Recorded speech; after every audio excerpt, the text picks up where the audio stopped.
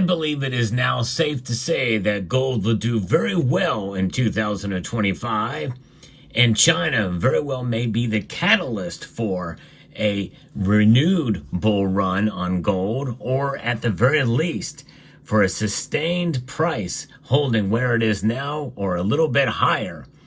Let's talk about it as we explore.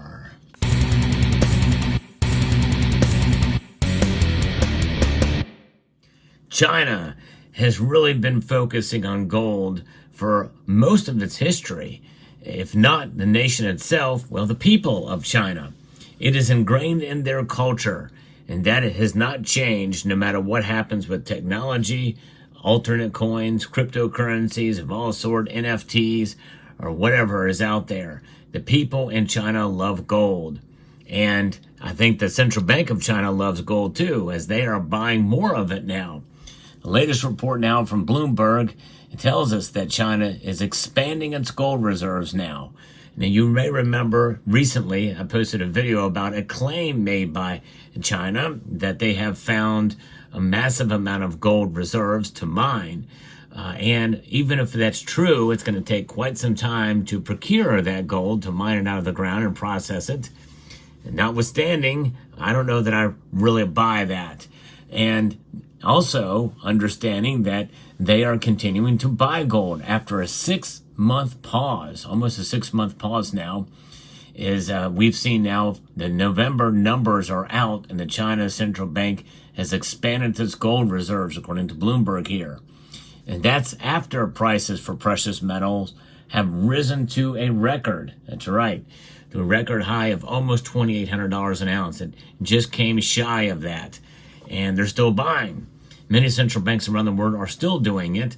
Really, no matter who becomes president, they are nervous about what the dominance of not only the United States under Donald Trump, but also the dollar, the strengthening of the dollar. They have to fight back against it somehow, and I don't think the BRICS alliance is going to cut it, especially considering Trump's latest threat that I've talked about in a prior video as well. So what's going on here? Well, bullion held by the People's Bank of China climbed by 160,000 fine troy ounces last month to 72.96 million troy ounces, according to official data released on Saturday. The People's Bank of China had added to its stockpile for 18 consecutive months up until about April of this year, helping to underpin the strength in bullion prices. The resumption in purchases shows that the People's Bank of China is still keen to diversify its reserves and guard against currency depreciation, of which their own currency certainly faces that kind of threat too, even with gold at historically expensive levels. Now, we know that China has done its version of quantitative easing there and have just made a renewed commitment to try to stimulate their economy. That has actually helped to expand precious metal prices, especially silver, as silver is needed for much of the of items that are needed in technology and in industry. And so that's what's happening there. By the way, if you enjoy videos like this where I give you the latest news and analysis in the world of precious metals, we hope you will consider pressing that thumbs up button down below and subscribing to the channel. I do post daily videos. I am trying to grow the channel, but I'm also want to inform you, the viewer, about what's going on and also bring about a discussion. I'd love to hear what you think about what's going on around the world with precious metals and gold. In this case, I've learned a lot from your comments, so feel free to post them below. All that helps the algorithm as well. Now, this coin here is from the Republic of Korea. It is one of my favorite gold coins, as it is the Rising Phoenix. I love the design for this year. It changes every year. And this is the closest gold coin I can find from my deep stack that is closer to China. I have some Chinese gold coins, but I didn't have them readily available to show you. But typically the Chinese gold coins, they come in grams now. They started doing that in 2016, and I have not bought any since then.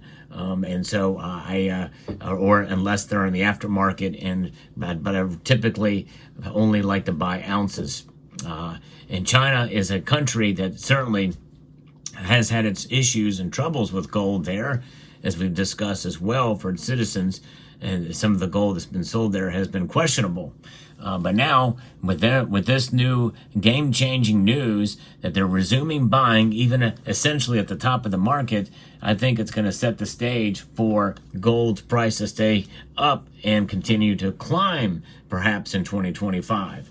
Now, why do I say this with a fair amount of confidence? Because nobody is selling gold. No central banks are selling gold, and only about 25 to 27% of the gold that is out there is stored in central banks, but that's still enough that is not in the private hands. And I don't see tensions really decreasing a whole lot for some of these nations as they contain their own economic crisis, and China does have an economic crisis. Make no mistake about that. And there's other uncertainty around the world. And we don't know what China is going to do with Taiwan yet. Likely, probably not much, as we have a new president now that will probably be more proactive to prevent them from doing that. However, no central bank is selling that I know of, at least at any appreciable amount. The only ones that are selling back to its people, essentially to help themselves in their own domestic economy. I think in some ways, central banks like in Turkey that sell their gold back to their people is in a way investing in their economy. That's the only reason why they have gold in the first place, rather than selling it on the international market. And so there's that. Now, gold has hit an all-time high back in October, driven by increasing haven demand amid tensions in the Middle East and Ukraine, as well as uncertainty surrounding the recent U.S. presidential election.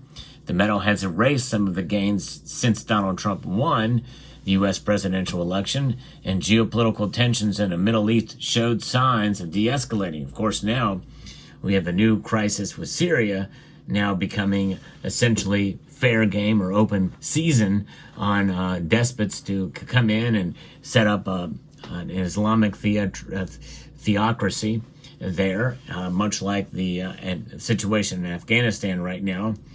And who knows what could come out of that, but it could cause tensions to escalate yet in that region.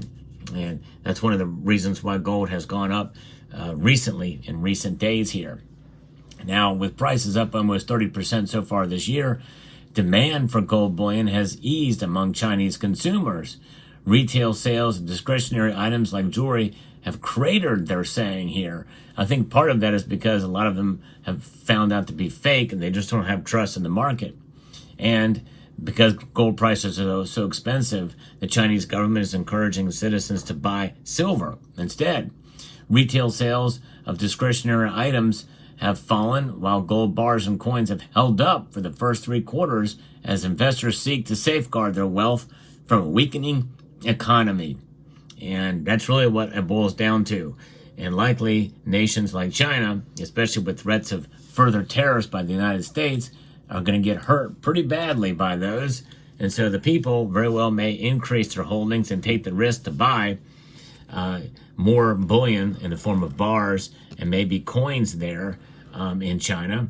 And that is going to be another role that could play and help move the price in a northerly direction. The Shanghai Gold Exchange, which for a long time has been showing higher gold and silver prices, very well could reinvigorate its move to higher prices as we move forward into next year. But this is a sign. The fact that they're buying again in November more likely means they're probably going to buy also in December. And maybe they would have and have taken advantage of some of the dips in the price after the election and continue to buy. We'll see when those numbers come out. But I think this, in a sense, this sets the stage for how gold will perform in 2025, which in a sense is bad news for me because I was hoping to buy more gold in 2025 and won't be able to buy as much. The prices are low. It's the year of the snake, and that is something that we have to look at and consider as the year of the snake and the winding road of the precious metals markets takes root and takes hold there. So Fascinating indeed. So there you have it. Let me know what your thoughts are down in the comment section below. Obviously, anything could happen in the gold market that could cause prices to fall. And I think we should anticipate that as a possibility in any market, just like in any situation. So keep that in mind as well, too. I'm just feeling fairly good about gold's price in 2025. Stay tuned to this channel because I will post a prediction video of where I think it's going to go. But you should take that video just as seriously as this video. In other words, not very seriously. It's one man's opinion based off of a semi-educated guess on what's going on in the world around me and you, which is where I come up with my opinions. But I've been wrong before, will be wrong again, and so, but just keep that in mind. But nonetheless, no matter what the price of gold does, hold on to the metal that you already have and buy on the dips when you can, and just to protect yourself. That's what it's there for. Gold has no agenda, even if YouTube channels do, including mine. And that's really the bottom line here. It's about disseminating information and making your own judgment about whether to buy or hold a certain asset class. And gold is certainly one of those. But it's a beautiful metal, no question about that. Let me know what your thoughts are in the comment section down below. Hope you found this video informative, insightful, and educational. Would like to extend a multitude of gratitude to you all for taking the time to watch, and to encourage you to please rate, share, comment, and subscribe.